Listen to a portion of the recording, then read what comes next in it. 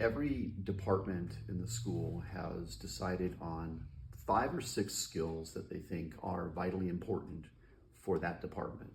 And in history, the 6 that we have chosen, those 6 skills are then broken into 9 different levels.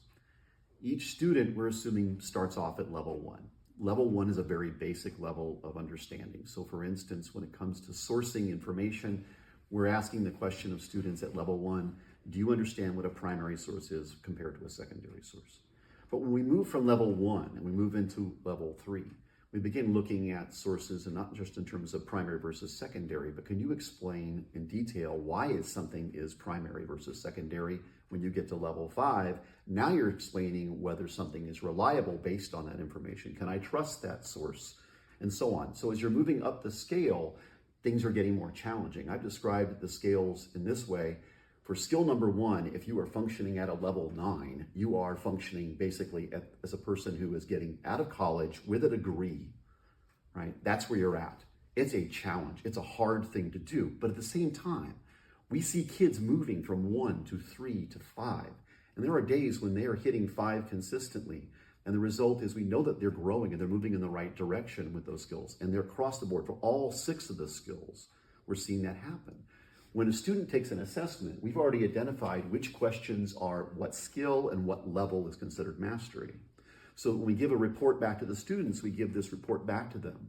And this report tells them, this is what mastery is, this is where you're at, and therefore you are, building towards the next level, you are meeting mastery, or you're exceeding mastery. So there's no doubt in the kid's mind, I know what skills I was tested on, I know exactly what is considered mastery or where I should be right at that moment. I know exactly where I am at that point, right? And know what I need to work on. And then in addition to that, we actually give each student a paper copy of those skills so that we can point out to them in class and say, if you are in skill number 1 at level 3, and that's considered mastery, good for you, but what's the next step for you? What's the next thing you should be working on? Everybody look at level number 5 on skill number 1, because that's what you should be shooting for if you're at level 3. You should be looking to move up to level 5. So the students have a full understanding, number 1, of what's expected of them, and number 2, where they're going next. And the result is that when they get their assessments back, they're not feeling as if they're defeated. They recognize that that's where they're at right now, and they recognize that they're going to have an opportunity to move forward. And the great thing about history, as the content is changing constantly, we are testing the students on the same skills with different content. And we know that students might perform well or better on one set of content because it's more interesting to them or because they gravitate towards it more. But we're not looking at just that snapshot and determining for those students that that's where they're successful.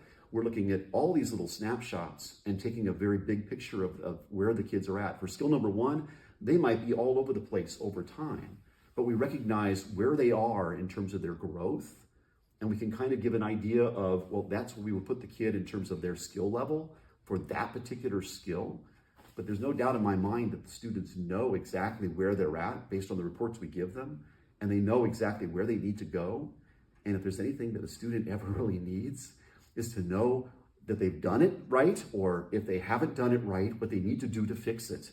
And it's too often that many kids don't know both those things. I don't know if I did it right, and I don't even know how to fix it.